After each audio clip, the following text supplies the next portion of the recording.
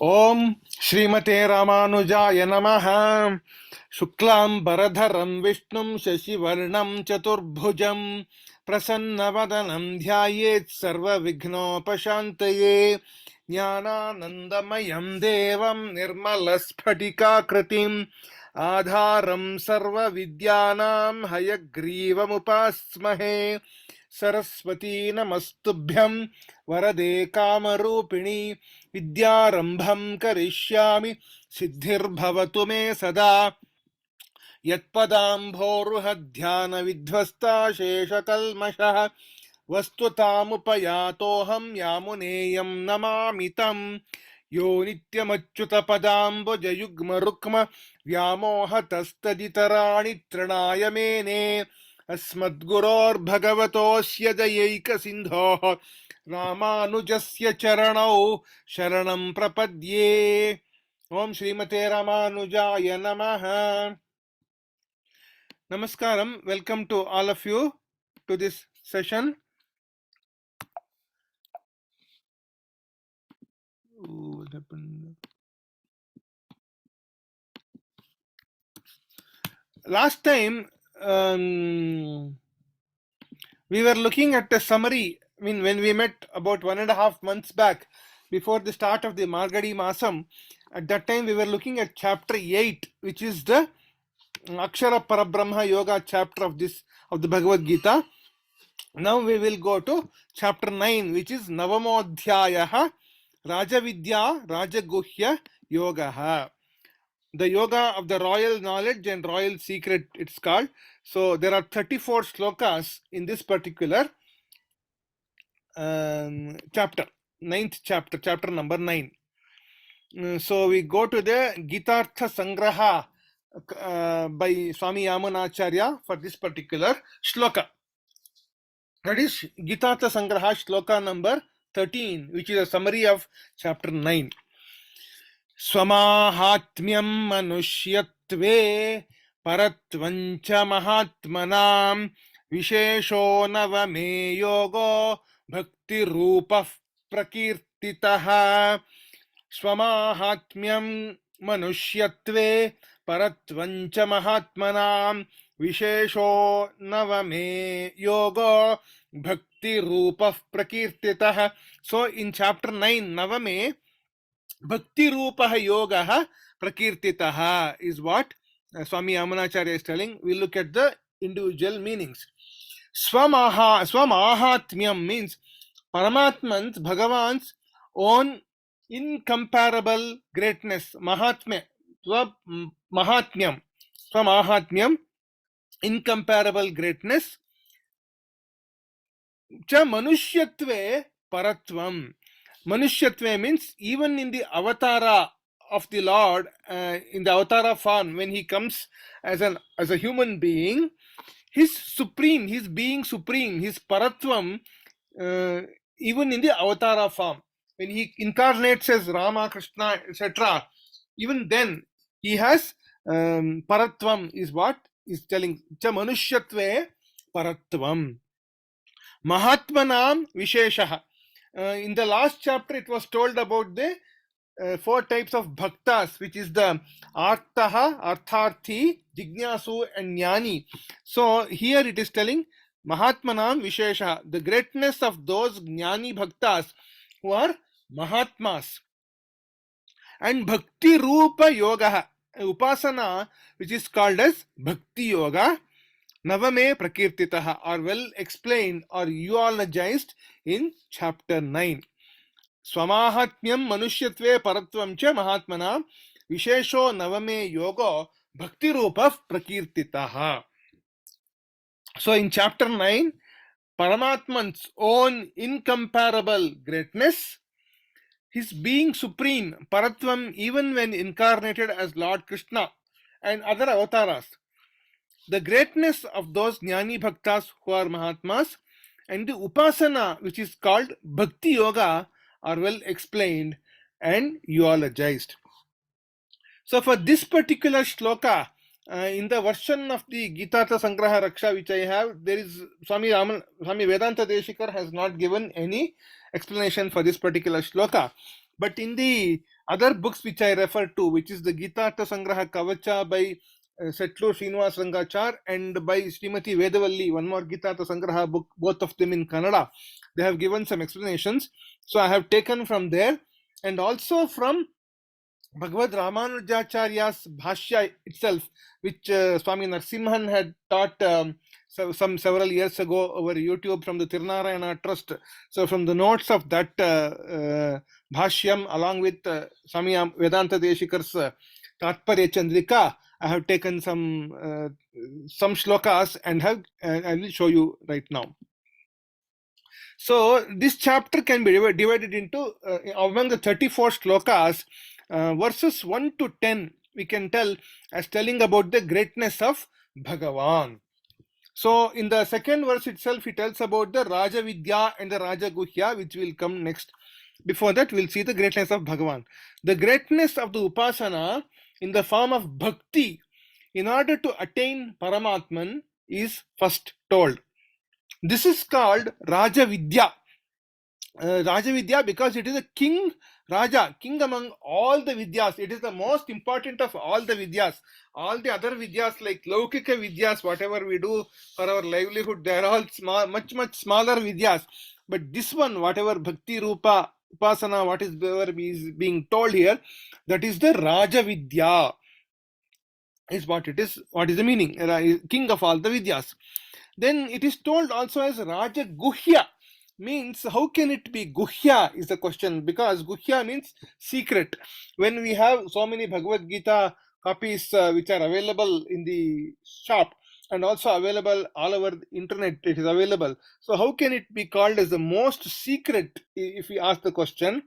So even though the person may have studied the Bhagavad Gita fully from cover to cover, this is completely unknown to those who do not have bhakti towards Bhagavan. So it will be just like theoretical knowledge without any practical knowledge at all. It will not, there will be no realization at all without bhakti, is what is told. So bhakti is rasa rupa bhakti. So like Tailadharavat, I mean like a bhakti means continuous flow of thought of the Bhagavan itself, Bhagavan himself, in the form of a flow of oil from, in such a continuous form of flow of oil from one vessel to another. That is like that bhakti has to come, is what Bhagavad Ramanuja also tells. Without that kind of bhakti, however much one may know, one may read, one may tell, one whatever, it will be completely unknown to them. So that is why it is called Raja Guhya. It is the most eminent among those which are to be protected. So that is Raja Guhya. And Lord Krishna himself tells in one of the shlokas in this 9th chapter itself, in the 3rd shloka of the Raja Vidya Raja Guhya Yoga, he tells that it is Ashrad. One second. Pratyakshaavagamam dharmyam susukam kartum avyayam is what he says. So this is the most excellent among the sacred, never deviating from dharma. Dharmyam is what he says. And it is susukam kartum. It is pleasant to practice. Avyayam, it is imperishable by nature. And this is the knowledge in the form of bhakti, is what Krishna himself tells in the Bhagavad Gita, in the second verse itself of the 9th chapter. Next we go further. Next verses 11 and 12 tell about the greatness of Bhagavad Avatara. Not everyone realizes the greatness of Bhagavad Avatara. We can see that even when Lord Krishna incarnated at that time in Dwapar Yuga, Kamsa and Shishupala and all did not even realize his greatness. So they started having enmity with him. And only very few people realized his greatness. Even Arjuna says that in the 11th chapter, he says that I acted like a friend with you. Vihara Shayasana Bhojaneshu Sakheti Matva Prasabhamya Duktam and all, Arjuna says. So not everyone realizes the greatness, even though Lord Krishna is right next to those people. So Krishna himself says in the 11th shloka of this 9th chapter that Avajananti mam mudhaha manushim tanumashritam param bhavam ajanantaha mama bhuta maheshwaram. my supremacy, which is exercising overlordship over all the beings. Bhuta Maheshwaram Mama Param Bhavam Ajanantaha, not knowing that. Mudhaha, the ignorant ones, what they think, they reject Paramatman, me, who has taken the form of the body of a human. Manushim Tanum means a human body, what I have taken, they reject me, is what he says, what Lord Krishna himself says. So, not everyone realizes the greatness of Bhagavad Avatara. So, some of us friends were discussing. About, suppose somebody comes, sits with us in front of, in a, maybe in the metro train or in the bus, in wherever we are going, and that person may be a big Mahatma himself, who we will not even be able to recognize that person. So we will see that person as just as an ordinary person. So when such Mahatmas themselves, we cannot see how, we cannot even recognize the greatness of Bhagavan, is what we were discussing with our friends some other day. Next one. Verses 13 to 25 talk about the greatness of Mahatma Bhaktas, that is the Jnani Bhaktas, whom Krishna eulogized in the 7th chapter. Mahatmanastu Mam Partha Daivim Prakritim Ashritaha Bhajanti Ananya Manasaha Nyatva Bhutadim Avyayam. So Krishna tells, having resorted to Daivi Prakriti, Daivim Prakritim Ashritaha, Mahatmanastu, the great-minded ones, Bhutadim Avyayam Mam Nyatva, having known me, that is Paramatman, as the cause of all beings, and who is immutable, unchangeable, Ananya Manasaha Bhajante, meditate on me, not thinking about anything else. I think what I have heard somewhere else is that the Ananya Manasaha is very important. If we have thoughts of all other worldly thoughts, in addition have thoughts of God, then as Paramatman, that is not useful. We should have Ananya Manasaha, means not thinking of anything else. That is the Ananya Bhakti, is what Krishna himself tells in all the chapters, coming chapters of the Bhagavad Geeta. Avyabhicharini Bhakti is what Krishna tells. So, not having any other thought in mind, having Bhakti only in Lord Krishna is what he is telling. Next one. Then again, the 14th sloka of this same is telling about the greatness of the Mahatmas. Satatam kirtayanto mam yatantascha dridhavrataha namasyantascha mam bhaktya Nityayukta upasate. Satatam kirtayantaha. Chanting my names, Paramatman's names, all the time. Satatam. Dridhavrataha. Having firm determination. Yatantahacha. And prayatnavantaha means engaging in worship at all times.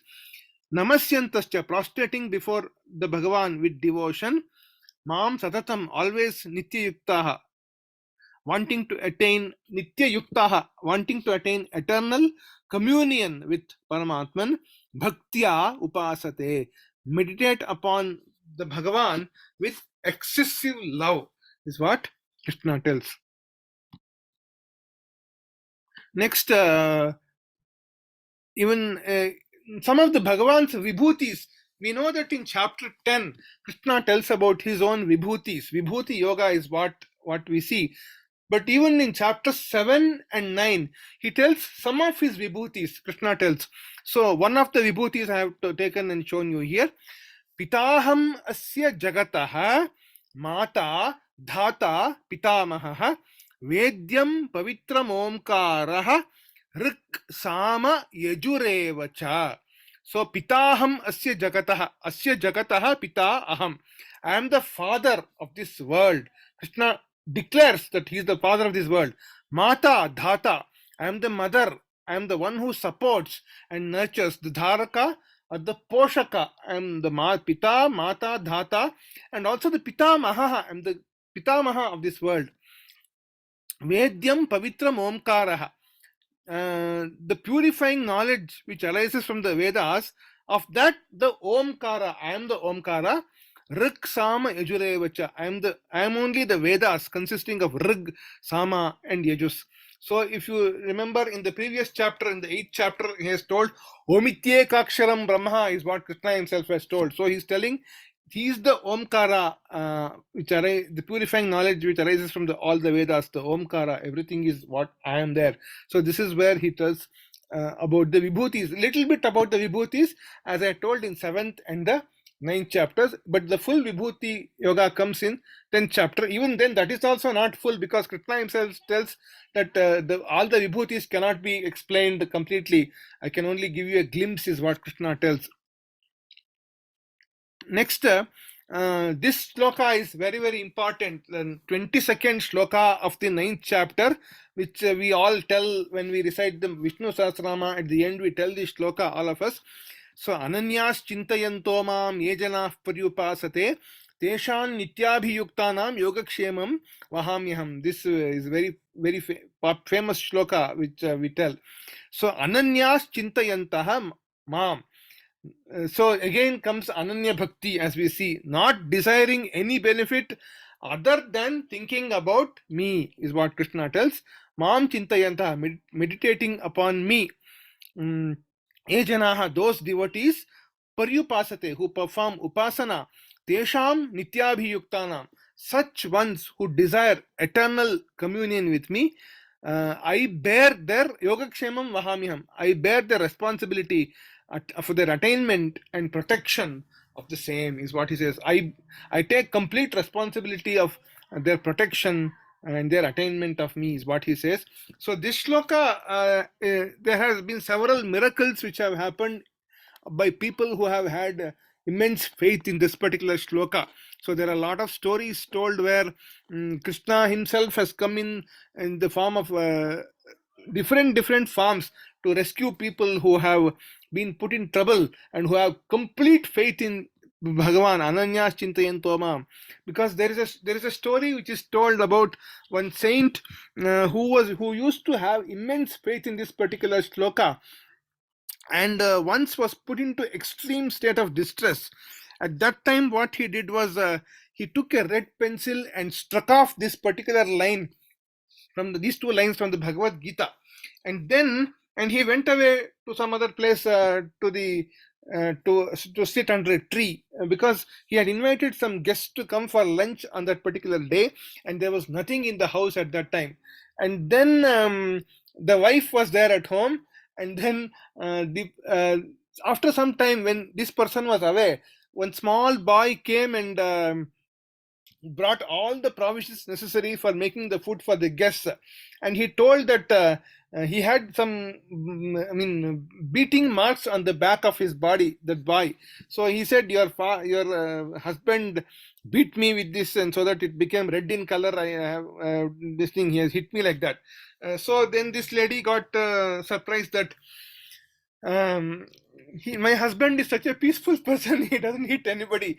Then after some time, the husband came and saw that the guests had already finished their lunch and they were washing their hands. So then he asked his wife. Then the wife said that some young boy came, you had hit him in the back, it become red in color and all those things. So then he realized that he had struck off these two particular lines from the Bhagavad Gita book, and then therefore those were the red marks on that boy's body. So then he cried like anything and told, you are so fortunate that you have seen Lord Krishna after so much exercise. I have not even seen Krishna, is what he said, and he struck off the red mark, is what we told here in the story. These kind of stories, so many are there with respect to this particular shloka. Next, Swami Deshikan tells for this particular shloka in the Tatparya Chandrika, he gives Samarthe Sarvajne Sarvaja Sahaja Suhrdi. Samarthe Sarvajne Sahaja Suhrdi is the three adjectives he gives for Bhagavan. Samartha means he is omnipotent and all capable. Next is Sarvajnaha. He is all-knowing, he is omniscient. And Suhridam Sarvabhutanam, as Sahaja Suhrit means Suhridam Sarvabhutanam, he is the eternal well-wisher, he is the Hitaishi for all, and he is eager to help all of us. So that's what he says. Samarthaha Sarvajnaha Sahaja Suhrit is what Swami Vedanta Deshikar gives in the Tatparya Chandrika book. Next, verses 26 to 34 tell about the greatness of Bhakti Yoga. And in one of the shlokas, which comes in 27th shloka, Krishna tells about his greatness. But like what attitude we should all have when we perform our daily actions. Yat karoshi yadashnasi yajjuhoshi dadasi yat tapasyasi kaunteya tat kurushva madarpanam.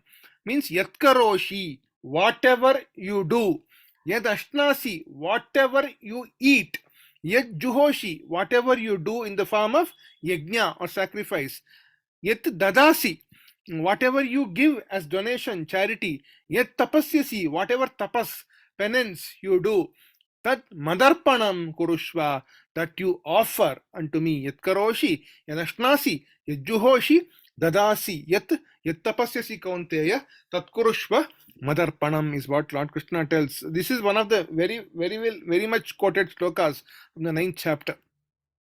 Then for this particular sloka, Bhagavad Ramanujacharya gives a summary, a gist, which is very useful gist. Etaduktam bhavati, he says, and gives the gist, which I'll read in English. All the deities who appear to be objects of worship in karmas, such as yajna, dana, and others, and you who are performing the karma and enjoying the fruits thereof, all these belong to Bhagavan. And all these have their essential nature. That means their swarupa, existence, then astitva and functioning, pravritti. Swarupa astitva pravrittitaya cha mai cha eva parameshine paramakartari. Essential nature, existence, and functioning are all controlled by Paramatman's willing. And for that reason, offer everything, including yourself, who is the doer, enjoyer, and worshipper, and the group of deities being worshipped by you, the group of acts performed as worship, everything unto me, the Supreme Master, the ultimate doer. This is an extract from Bhagavad Ramanuja Bhashya, this exact sentence.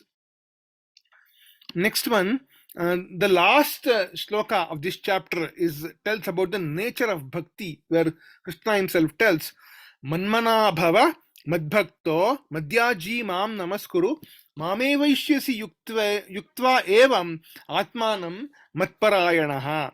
Madbhaktaha, having unsurpassable love towards me. Manmana bhava, become one whose mind is fixed in me, always have me in the mind. Madhyaji means yaji, means sacrifice. Yajna, always having me as the object of worship. Mam namaskuru, pay obeisance to me. Mat parayana, with the knowledge that I am only the ultimate goal. With the knowledge that I am the ultimate goal. Evam atmanam yuktva, in this way uniting your mind. Mam eva eshyasi, you will attain me only, is what Krishna tells. For this, again, there is a Swami, Bhagavad Ramanujacharya gives a very detailed bhashya for this particular shloka, from which I have taken one small extract and shown it to you. For the 34th shloka, very detailed bhashya is there. With a firm understanding that the worldly acts needed to support the body and the Vedic daily, that is the Nitya Naimitika karmas, daily and occasional duties are performed only to please Bhagavan, are being done by Bhagavan only. I am only the Nimitta Matra. And thinking that observing subservience to Bhagavan comprises of all kinds of joy, being engaged always in my names, performing duties useful to my worship, prostrating to me, and doing all these with utmost love, thinking that the entire world is ruled over by Bhagavan, finds joy in being subservient to Bhagavan, contemplating on the groups of Bhagavan's auspicious qualities which are most dear. If you perform this upasana, if all of us perform this upasana having these characteristics told so far, every single day, aharaha is what Lord Bhagavad Ramanuja writes in the Bhashya, then they will attain Bhagavan only, is what is told. So, and before closing, I want to tell one small thing which I found in in one of the other books by in the Kannada, one of the Kannada commentaries, there is a very special meaning which I saw in these for two of the shlokas of the Bhagavad Gita of this chapter. In the beginning of this chapter, Krishna tells two contradictory things in this chapter. One, he says, Machthani sarvabhutani. He says, all the beings are in me, is what he says. And then, Nacha Machthani bhutani, he says in the very next statement, the beings are not in me. So it gives some kind of a contradictory meaning. Machthani sarvabhutani, Nacha Machthani bhutani. He tells in two succeeding shlokas in this particular beginning of this chapter. So what is the meaning of this? Is how can we understand this Machthani sarvabhutani, Nacha Machthani bhutani in a laukika, in a worldly type of example, is what I was seeing. And D.V. Gundappa in his Kannada book called as Jivana Dharma Yoga gives a very interesting example. If we take a fruit like an orange fruit which grows in the tree, so what is the raw material which is used for producing the fruit? So first is the tree is stationed on the soil, means it is stationed in the ground. So first thing is Prithvi Tattva, that is the earth element is used for making the fruit. Second, the water has been poured to the tree. So water element is also used in to making the fruit. And also the tree is standing in sunlight. So there's the heat element or the light element or the heat element. The Tejas element is also there. So the fruit is the result of Prithvi, Apas, that is water, and also Tejas, which is the light element or the fire element, heat element. So earth, water, and heat, fire have made the fruit. So that is the result. The result is the fruit which we can see. No, but when we open the fruit and eat all the slices of the fruit, we don't see anything like mud or Prithvi element or water element like that, or separately. Everything is mixed in some form, and we see it as a fruit which is a tasty fruit for us to eat. So that is what is Matsani Sarvabhutani. Means that's an example. So all the earth, water, and fire have gone to make the fruit. But when we eat and cut open and eat the fruit, we don't see anything else, anything in that form. So that is Nacha Matsthani Bhutani is what D.V. Gundappa says in his particular book. So I thought that was interesting as far as this chapter is concerned. So we'll go back to the summary of Shloka chapter 13. Shloka 13, chapter summary of chapter 9. Swamahatmyam manushyatve paratvam cha mahatmana vishesho navame yogo bhakti rupa prakirtitaha. So this brings me to the end of this session. If there are any questions and if I can answer, then I'll try to answer. Otherwise, we can go directly to the chanting session.